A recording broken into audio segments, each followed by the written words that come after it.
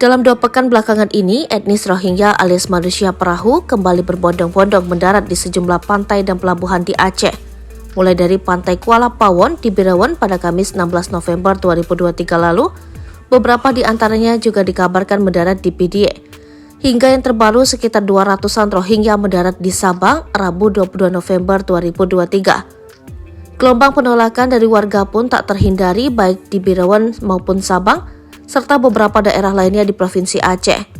Penolakan oleh warga tersebut diduga berdasarkan beberapa pengalaman atas tindakan dan perilaku buruk para pengungsi Rohingya yang dinilai tidak tertib.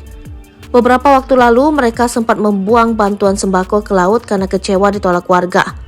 Kini mereka kedapatan membuang nasi bungkus. Video itu viral dan menjadi perbincangan kembali warganet. Seperti yang terlihat dalam unggahan akun TikTok Andi.Sanjaya86, saat itu perekam memperlihatkan para pengungsi Rohingya yang berada di pinggir pantai. Video tersebut memperlihatkan aktivitas Rohingya saat sore hari di Sabang, Aceh.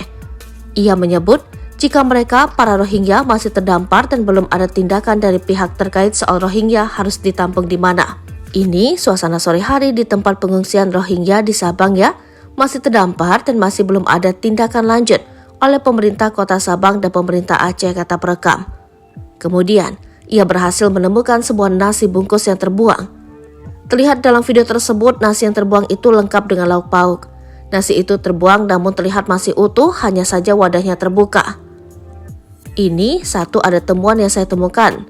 Sudah kita kasih nasi untuk orang ini, ada otak emang dibuang nasinya sama telur-telurnya, kata si perekam memperlihatkan nasi bungkus yang diduga dibuang oleh Rohingya. Ini bukan orang lapar, pura-pura lapar aja biar dikasihani imbuhnya. Video itu pun bikin geram warganet. Bagaimana tidak sudah diberi bantuan sembako dan makan tapi malah dibuang-buang.